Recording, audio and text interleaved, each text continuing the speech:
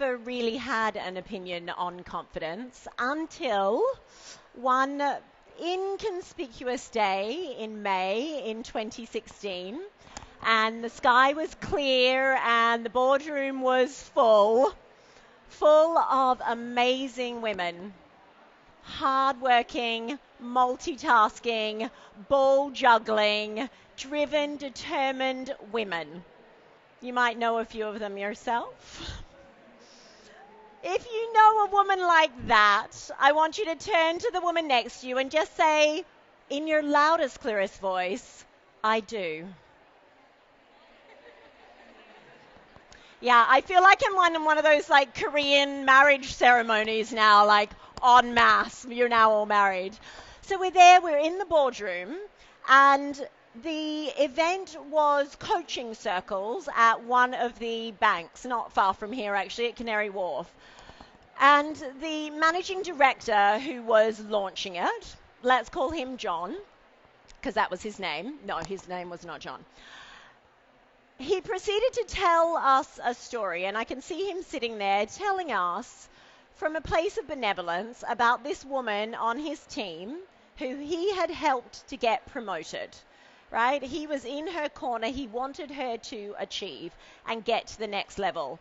Now, as part of that promotion criteria, don't we all love criteria, she needed to get sponsors from within the business, which she had not done. So he said, I sat her in my office and I said, Krishna, let's call her Krishna. That wasn't her name. Oh, earrings. That wasn't her name, but I'm half Indian, so I'm into diversity. Let's call her Krishna. Just be confident. Now, he tells us this story because he thought it was motivational. Like, just be confident. You've got this. Go and speak to the managing directors. Now, I want you to just take a moment, if you will, and think about how you might feel in that meeting room. It wasn't that she didn't know she was meant to be doing that, right? It wasn't that she didn't want to do that. And yet here he was with the just be confident. So on the outside, I'm like this. And on the inside, I'm like this. And I left that meeting, that launch event, and went on to successfully coach these women. It was an incredible program. But what happened in the weeks and the months after that is this agitation stayed with me. And I started to hear the C word everywhere. Leaders using it in feedback. Really great. You came across as very confident. Friends using it with each other. Like, don't worry, just be confident. You're going to be fine. Family using it with each other. Anybody got children? Anybody ever been a child? Just checking. Okay, so you'll know that's likely part of the conversation. We don't want them to be scared, right? It's okay. You've got this. Be confident. Off you go. And it started to agitate more and more until I got to the point where if you'd asked me, that was my mind. Just like, something isn't right here. Okay, something isn't right. So how do we change the conversation? And I started to look at this idea of what actually is confidence. Now, I decided that there were many reasons why it was used in the lexicon. I love language. I think it's important that we use it in the right way. But actually, the crux of it are these conundrums, confidence conundrums.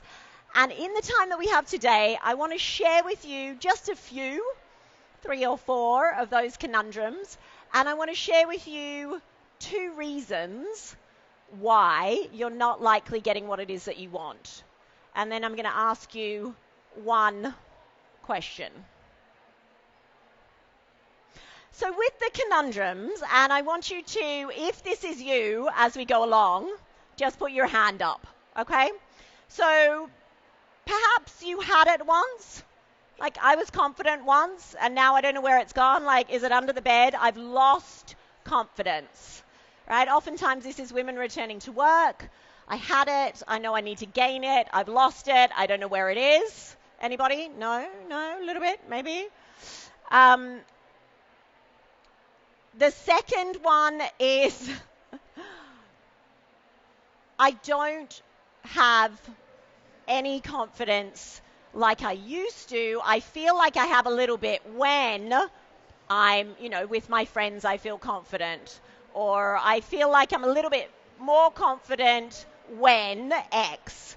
And to that, I started to really understand, to those of you that have children, it's like a pregnancy test. You're either pregnant or you're not. You can't be a little bit confident, right? And I started to shuffle down to this idea that it's actually quite binary, and yet we don't think it is. We think it's something that we can get more of or that we now have less of. And that leaves us vulnerable. It leaves us in a position where people and events outside of us determine if we feel confident. And I don't want that for any of you. I want you to know that from the inside out is where your true innate wisdom is coming from. So a couple more conundrums, and then we'll talk a little bit more about that. This is where actually I feel confident. And then the feedback comes, be really good if you could just, look like you're a bit more confident when you're sitting in with that new client, doing that presentation, in the promotion review, in the end of year performance review, whatever is applicable for you, right? But she feels completely fine. One of the young women that has been through our program, she went to LSE and had that feedback, London School of Economics, and she was like, I felt totally okay, and then I felt like I needed to show that I was confident. So again, my mind's like, this is not the right conversation. What if we just banned this word, which I'll come on to? And then we have the deceptive one, which is you got a little too much confidence. How about you tone it down a little bit? It's too much, right? So now it's like, okay, well, I better be different. Don't want to come across as too confident, right? So I'm either too confident, not confident, a little bit confident, wish I was more confident, waiting to be more confident, used to be, I've lost it. And you can see where my mind was just frazzled. So then what I started to discover was that if, in fact, this is not, shall we say, worthy word in our lexicon, then what is it that's holding us back? Right? There is something that you all want in your life right now, personally or professionally. There's something that you want to change. It's the nature of humanity that we want to grow. But something is possibly, and this is just a possible, holding you back. So what is it? If actually we can take this C word off the table, what is it that's actually holding me back? And I started to reflect on my own journey, right? Because I had been given the feedback and it was devastating that I was too confident. It was in my financial services career, and you're intimidating, Gitanjali. And I can say that without a hiccup in my throat, but when I got that, it destroyed me to the soul, because I grew up in a family where warmth and inclusion, I'm one of 9 children, I'm half Indian, I'm half Australian, I'm 100% crazy, was so core to who we were. And I thought, God, if that's how people are thinking about me, then I'd better change how I'm coming across. Now, there was absolutely place for growth. But let me just ask you this. Does this look like a girl that's got too much confidence? All right, this looks like a girl that should have said no to a perm. Okay, this girl should have said no to a perm, and she did not. Okay, yeah, get that on the stills. Get that on the stills. Okay, so it's not whether it was in my teenage years or whether it was in my 15 years in banking. And then I started to think, what about this woman? Does she look like she's confident? What do you think? Yes? Is she confident? That's Claudia Golden, by the way. Nodding. You know, she's the Harvard professor that just won, the only third woman only to win the Nobel Prize in economics, for proving, by the way, that motherhood, as in having babies, has an impact on the gender pay gap. I'm like, you needed like a Nobel Prize for that? Like, ask me and my bank balance after I squeezed out 2 humans in 2 years, and I could have told you that. I'm not going to win a Nobel Prize for that. So if it can't be really established from how we look on the outside, right, which is often where we start, because the people that were using feedback as in confident or not confident was also coaches. You know, there's confidence coaches. It's like if you look a certain way, if you stand a certain way, if you be a certain way, if you look at, like, I'm like, gosh, but actually, that's not correct.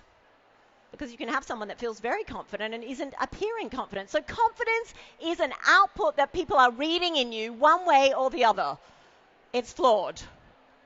So what is holding us back? So that's 4 of the conundrums. So 2 things that I've seen, and there are more, but these are 2 key things.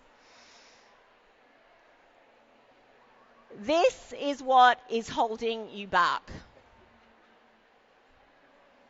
Not Michael J. Fox, because he's awesome and would never hold anybody back, okay? Girl crushing hard. I'm feeling the age. Are we?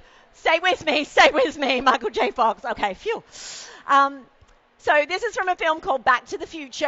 Hands up, who's seen Back to the Future? Okay, phew. Okay, I'm right. I am old, but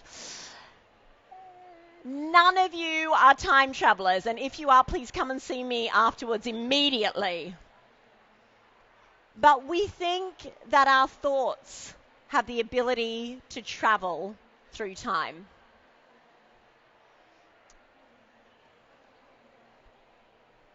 God, I wish I hadn't said that in that meeting. That's ridiculous. When am I going to learn? Just wait until there's a true pause. Now he's going to think that you're this.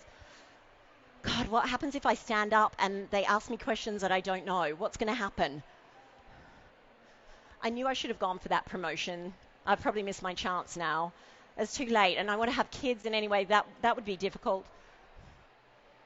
I wonder if I'll get another chance, maybe in like a year. No, but then I'm going to be not ready for the clients, and actually if they give me this, you're either in the past, time traveling, or you're in the future, time traveling. Now listen to me carefully. If the car you own is a DeLorean, put your hand up now. Okay, for those of you that don't know it, the DeLorean is what Michael J. Fox got in and traveled around time. We are not time travelers. So noticing, and I ask you this, it's something that we talk to our clients about in every single program, is what would happen if, in fact, not looking at anybody, we were taking notice instead of taking notes? What if I noticed really fast that my thinking was in the past or that my thinking was in the future, both time zones within which I have zero control, versus in this present moment? And what might that be like? And what might I notice from there? The other thing, and this is really at the crux of everything that I have seen in the 11 years of doing this work, is you are not trapeze artists, but this sense of, did everybody capture that? Lily Tomlin? Nobody laughed. This sense of the unknown. I want you to look around you right now, the pens, the chairs, the bags, the goodie bags, the postcards, the dress, the podium. It all came from the unknown. And whatever that thing is that I said, there's something that you want more confidence in order to do, the thing that's holding you back is because it's unknown. Worse still, you add the thinking in the DeLorean to it, and you go, no, I do know about that because I tried to do a presentation and I sucked. So now I'm using the DeLorean to inform the present moment. And from that place, God, no wonder I feel stuck. No wonder I feel frustrated. No wonder I feel annoyed at myself and then maybe really annoyed at everything around me and that person that, got the promotion over me or started their business before I did, or now I'm looking outside of myself for the answers for why I'm not where I am. And that's exhausting. Is anybody else exhausted? Exhausting. No, just me. Okay, good. Thanks. Because we're trying to look like we're not exhausted at the same time. I got it all together. Not sure why I did an American accent there, but I blame Ethan. So we've got this idea of these conundrums, and we've got these two things that are holding us back. Our time-traveling thoughts and this fear of the unknown. I had someone ask me recently, and as you might have guessed, I like to play. And they said, what do you do? We love that question, don't we? What do you do? And I said, I run a PR agency. And they were like, okay. And I said, but we just have one client. Like, ooh, which client? I'm like, The Unknown. Have you heard of them? You might have heard of them. Not The Weeknd, The Unknown. It needs rebranding. And by that, I mean we get to look at our relationship with it. And when we stop relying on this idea that confidence, when it comes, I call it the if-then algorithms, right? There's lots of people in tech here. Algorithms are useful. I mean, not if you're on Instagram like me. But they're useful, but not in our mind. And I played them a lot. When I was an actress, if I weighed this amount, then I would have got that part. I see it in business. If I was younger, then I would have had a chance at that promotion. And then, in a cruel twist of fate, well, if I was older, then they'd respect me more. The if-then algorithms of the mind. What I encourage you to do is look at the and-thens. So if I notice myself time traveling faster, and then I remember that actually the unknown is where everything is created from, then I can actually be present. And then. Now, it didn't take confidence for me to be up here. I didn't need to be confident. And I want you to hear this. You don't need to be anything. You get to be a lot of things. And in this case, I got to be really curious, and I got to be really courageous as I ran down to the bathroom after those of you that saw me spilled the water all over myself. So you get to be a series of, guess what? 7 C's, none of which are confidence, that create what I call a possibilist. You don't need to be an optimist. God, the toxicity of positivity. Everything's going to be okay. Get it together. You're giving yourself a pep talk. Certainly not pessimistic or like, oh, this is rubbish. I don't know why I even bother. It's pointless. And not what my husband likes to call himself, a realist. Well, this is how it is.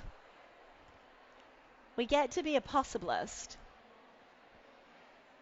And from that place, anything is possible. So I said I'd ask you one question. It's the question to end all questions. Don't worry, there's no eye of Sauron watching you right now. We're not going to Mordor. Although doesn't it feel like that sometimes when you're in team meetings or you're with your kids? It's like, I'm being watched, I'm being watched. So my question for you is this, and this is it's kind of a two-parter that you can ask yourself and you can ask other people. But for today, this is for you. This is for you. Just for you, some time for you. So I want you to ask yourself this simple question. The next time you're getting that, oh, I don't feel confident, I've lost confidence, I wish I had more confidence, etc. And the question is, not which dog is cuter, because it's the same dog. And if you're questioning if dogs are cute, then we've got a problem.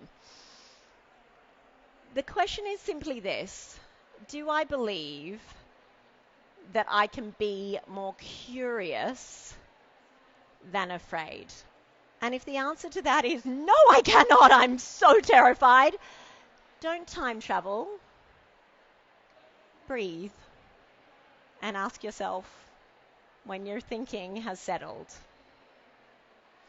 So I am on a mission to ban the word confidence. And I invite you all to ban the C word. The next time you hear yourself thinking it about yourself, the next time you hear yourself giving it in feedback, the next time you use it with your children, I want you to remember this. You are a possibilist. Now, you can choose any one of those C's. You can choose all of those C's. You can come and see us, and we will talk more about those C's. But at the crux of it, start with curiosity. Can I be more curious than afraid? And that, my friends, is what we are in the business of. Awakening the possibilist in you. You don't need to learn how to be a possibilist. You're already a possibilist. You might have just fallen asleep. And you're accidentally doing life that way, which I did for more decades than I'd like to mention. So if you're interested in evolving your own experience without the C word, or you're part of an organization and this could be helpful with whatever population in your organization, then please, I'll stand to the side, please do capture our information. It doesn't work in isolation. We need to ban the C word together. And on that note, you'll see community is one of them. Co-creating with community. So I'll leave you on one final note. And I hope this is the beginning of a conversation. And I trust that you will join me in this mission to ban the C word forever. I'll leave you with this one thought as you go back into this environment, as you go into any environment. The same boiling water that softens a potato hardens the egg. It is not about the environment. It is about what you are made of. And you are made of magic. You are made of possibilities. And finally, if nothing else, my friends, remember this. The coffee bean will always thrive in hot water. Thank you.